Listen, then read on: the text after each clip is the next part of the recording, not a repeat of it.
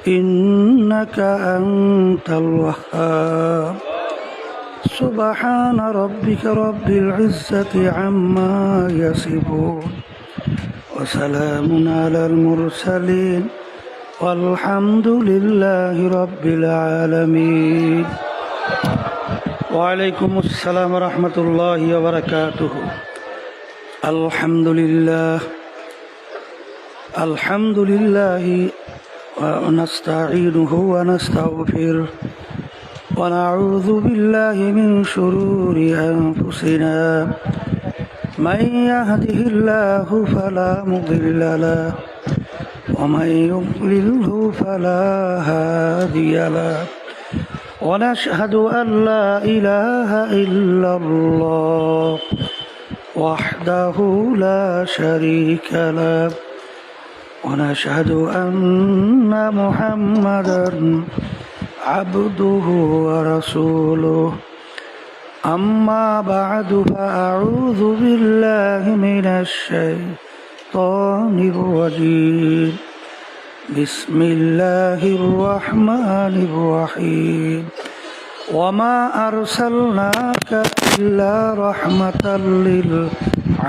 للعالمين صدق الله العلي العظيم সবাই দুরূদ শরীফ পড়ি আল্লাহুম্মা সাল্লি আলা সাইয়্যিদিনা নাবিয়িনা শাফিঈনা মুহাম্মদ সাল্লাল্লাহু আলাইহি ওয়া আলা আলিহি ওয়া আসহাবিহি ওয়া বারাক ওয়া সাল্লাম। আল্লাহ রাব্বুল আলামিন বিশেষ করে দীর্ঘ প্রায় একটা বছর পরে গত বছর 24 আর জুলাই আগস্টের 5 তারিখ এর কয়েকদিন পর্যন্ত আমাদের দেশের ভিতরে যে মর্মান্তিক অনাকাঙ্ক্ষিত যে ঘটনাগুলো ঘটছিল তারই স্মরণে আজকে এই ওয়াজ মাহফিল সহ বিভিন্ন প্রোগ্রাম আমরা সর্বপ্রথম আল্লাহ রাব্বুল আলামিনের কাছে দোয়া করি আল্লাহ রাব্বুল আলামিন যেন যারা বিশেষ করে জুলাই আগস্টে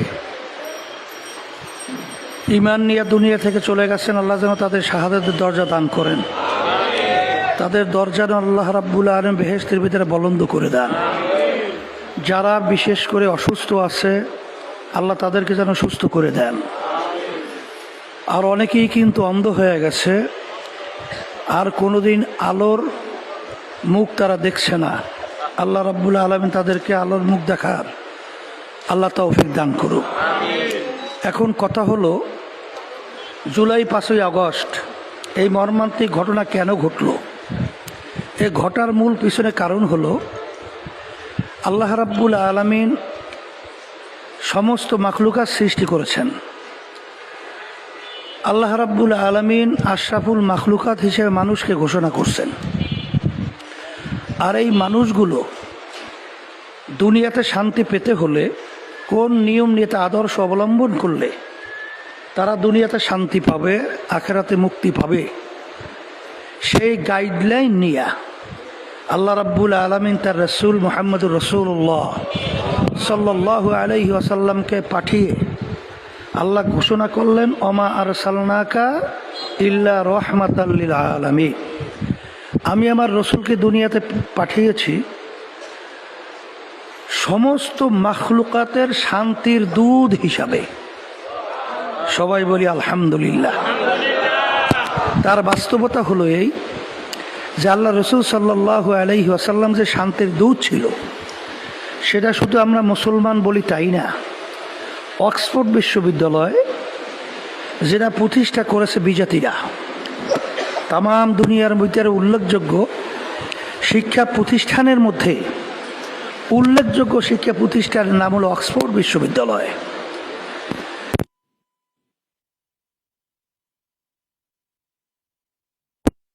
সর্বযুগের সর্বশ্রেষ্ঠ আইন প্রণেতা, তার নাম হলো মুহাম্মদুর রাসূলুল্লাহ সাল্লাল্লাহু আলাইহি ওয়াসাল্লাম। তিনি যে রহমাতাল লিল আলামিন, শান্তির দূত, তার বাস্তবতা হিসাবে অক্সফোর্ড বিশ্ববিদ্যালয় যারা প্রতিষ্ঠা করেছে তারা 100 মনীষীর নাম একটা বইয়ের ভিতরে তারা বই আকারে লিপিবদ্ধ করেছে। এই 100 মনীষীর নামের মধ্যে তারা বিজাতি হওয়া সত্ত্বেও 1 নম্বরের নামটা সেখানে তারা নিয়ে আসতে বাধ্য হয়েছে। তার নাম হলো মুহাম্মদুর রাসূলুল্লাহ।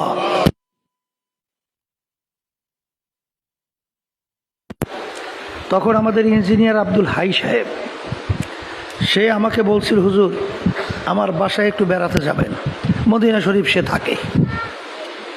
যাওয়ার পরে ওই বইটা আমার সামনে নিয়ে আইসে বলে, হুজুর বইয়ের নামটাকে? আমি বললাম দ্য 100। উঠাইয়া বলতেছে, হুজুর নাম, এই বইয়ের প্রথম নামটা কি একটু পড়েন তো। আমি প্রথম নামটা পড়ে দেখি যে প্রথম নামটাই লেখা মুহাম্মদুর রাসূলুল্লাহ সাল্লাল্লাহু আলাইহি ওয়াসাল্লাম। এই প্রথম নামটা কি আমরা মুসলমানরা নিয়ে আসছি না বিজাতিরা? বিজাতিরা। এই বইটা কি আমরা সংরক্ষণ করছি নামগুলো, না তারা করছে? তারা করছে। তাদের লোকেরা বলছিল যে সে মনীষী হিসেবে ঠিক আছে, তার নামগুলো একটু নিচের দিকে নিয়ে আসলে হয় না? তখন যারা এটা লিপিবদ্ধ করছিল তারা বলছিল, যাক সেটা তো ভালো কথা, তাহলে এর সামনে কোন নামটাকে নিয়ে আসা যায় সেরকম একটা নামের প্রস্তাব দাও। এক পর্যায়ে তামাম দুনিয়া তারা তন্ন তন্ন করে হন্য হয়ে ঘুরছে, কিন্তু ওই নামের গুণ বিশিষ্ট মানুষ আর দ্বিতীয় দুনিয়াতে পাওয়া যায় নাই। আমি আমার ভাইদেরকে বলবো, এই জুলাই আগস্টে এই যে ঘটনাগুলো ঘটে গেল, এই ঘটনাগুলো ঘটার মূল কারণ হলো যে আসলে আমরা আল্লাহ রসুল যে শান্তির দূত হিসেবে আসছিল, সেই নীতি আদর্শ অবলম্বন না কইরা যেই নীতি আদর্শের আলোকে আমরা চলতেছিলাম, দেশ পরিচালনা করতেছিলাম, ওই নীতি আদর্শের মাধ্যমেই একটা মানুষকে খুনি বানাইছে, টাকা পাচারকারী বানাইছে।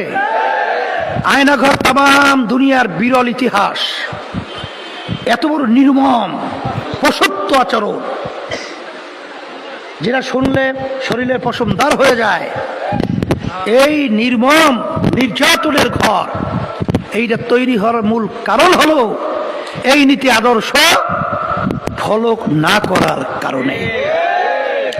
আজকে আপনারা দেখেছেন যে আজকে বাংলাদেশের ভিতরে জুলাই আগস্ট অভ্যুত্থানের পরে এখন যে ইসলামের পক্ষে যে মাঠ তৈরি হয়েছে, এই মাঠে যদি আমরা ঠিক মতো ইশালি এবং এই মাঠ যদি আমরা ঠিক মতো কাজে লাগাতে না পারি, তাহলে আপনারা লিখে রাখেন যে এইরকম ভবিষ্যৎ আরও জুলাই, আরোই আগস্ট এরকম টাকা পাচারকারী আর এরকম জালেম এটা আমরা দেখতেই থাকবো।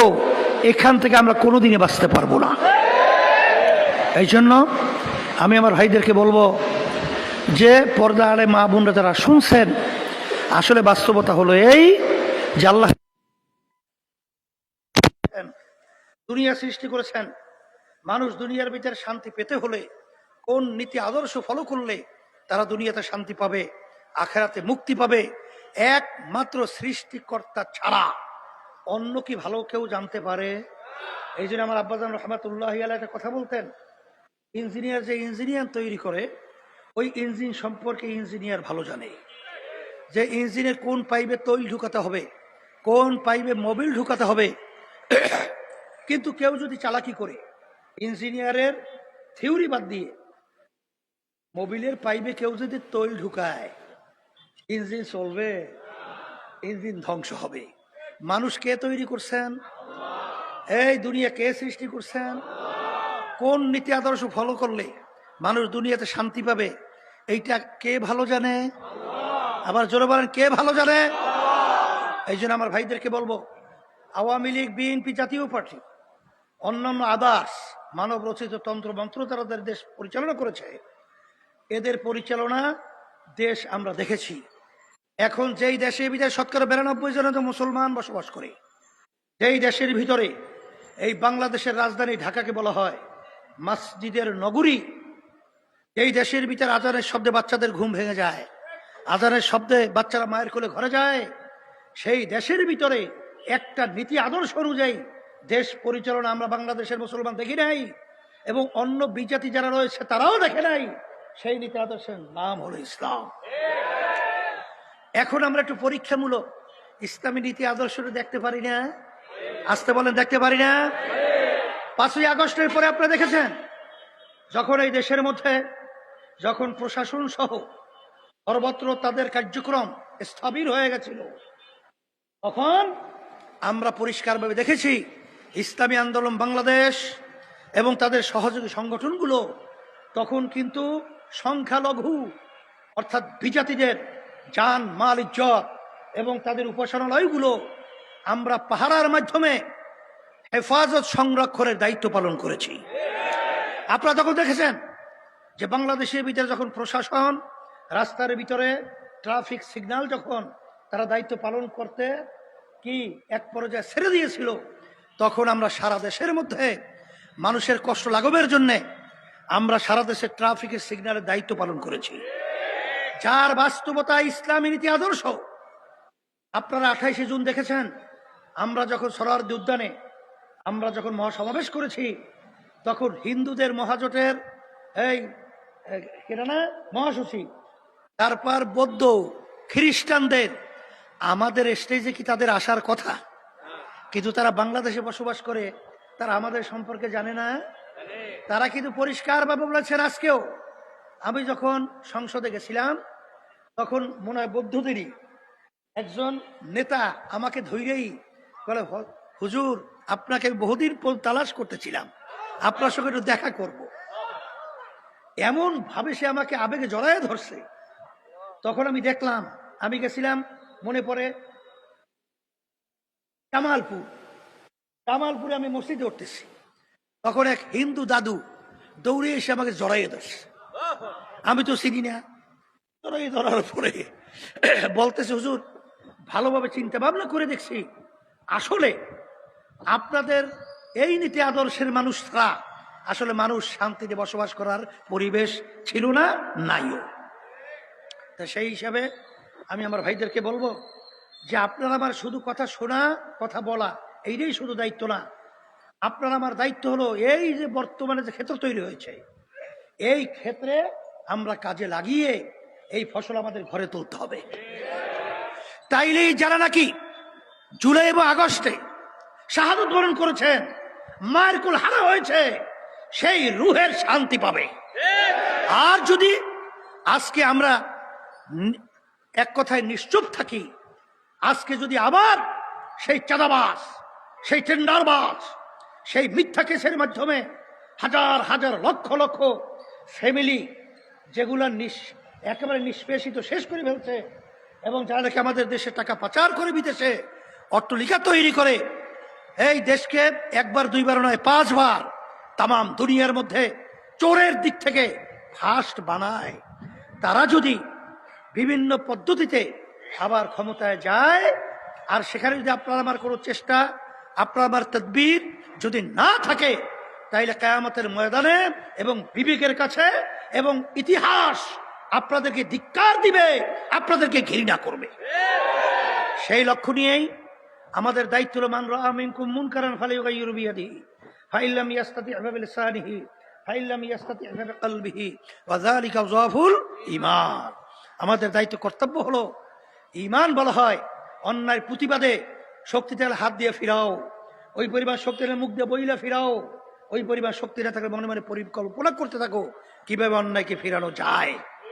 এই শেষের অবস্থানকে আল্লাহ রাসূল সাল্লাল্লাহু আলাইহি ওয়াসাল্লাম বলছেন ঈমানের দুর্বল অবস্থা। সেই হিসাবে ঈমানি দায়িত্ব পালন করার জন্য অন্যায়ের প্রতিবাদে ন্যায়ের পক্ষে আমরা যেন সব সময় দায়িত্ব পালন করতে পারি। আল্লাহ আমাকে আমাদের সকলকে তৌফিক দান করুক। আর সবচেয়ে বেশি দোয়া করতে হবে, আমরা যে একটা ঘোষণা করছিলাম ইসলামের পক্ষে একটা বাক্স দেওয়া, আলহামদুলিল্লাহ সে সিদ্ধান্ত অনুযায়ী আমরা আমাদের সাধ্য অনুযায়ী আমরা কাজ করতেছিলাম, কাজ করতেছি। আল্লাহর কাছে দোয়া করেন আল্লাহ রাব্বুল আলামিন যেন আমাদের এই আশাকে আল্লাহ পূরণ করেন, এবং আমরা যেন আমাদের বিবেকের কাছে নিজেরা জবাবদিহিতা করতে পারি, জবাব দিতে পারি, এই তৌফিক যেন আল্লাহ দান করেন। এরপরেও দেখবেন এরা তো বলা যায় না যে কে কখন কোন সময়। কারণ আল্লাহ রাসূল সাল্লাল্লাহু আলাইহি ওয়াসাল্লাম বলছেন, হুব্বুদ দুনিয়া রাসু কুল্লি খতিয়াতিন, সমস্ত গুনার মূলই হলো এই দুনিয়ার মোহ। এই দুনিয়ার মোহ বলতে দুই একটা এমপির জন্যে, কিছু সম্পদের জন্যে, কিছু টাকার জন্যে, এই কিছু সম্মানের জন্যে। এই বড় দলের এক নেতাকে বলতেছিল যে আমরা কিন্তু কিছু হুজুর টাকা দিয়া কেনার জন্য কার্যক্রম শুরু করছি। অথেন্টিক সংবাদ শুনাইলাম, যাচাই বাছার পরে আপনাদেরকে শুনাইলাম যে আমরা কিন্তু কিছু হুজুর কেনার জন্য কিন্তু কার্যক্রম শুরু করেছি। আল্লাহ যেন আমাদেরকে হুজুরের লেবেল লাগাইয়া আমরা যেন এই দুনিয়ার মোহে পইরা আমরা যেন ওই খসরাত দুনিয়া ওয়াল আখিরা। আর আল্লাহ রাসূল সাল্লাল্লাহু আলাইহি ওয়াসাল্লাম বলছেন, আল ইলম খায়রুল খিয়ারে খিয়ারুল উলামা শাররুশ শিরারে শিরারুল উলামা। আমরা যেন, আল্লাহ মাফ করুক, আমরা যেন সবচেয়ে খারাপ, আল্লাহ রাসূল সাল্লাল্লাহু আলাইহি ওয়াসাল্লাম বলছেন, আলেম হইয়া যারা এই দুনিয়ার মোহে তাদের চিন্তা ভাবনা কোরআন এবং হাদিসের বাইরে তারা যদি চলে, তাহলে সেটা হলো সবচেয়ে নিকৃষ্ট।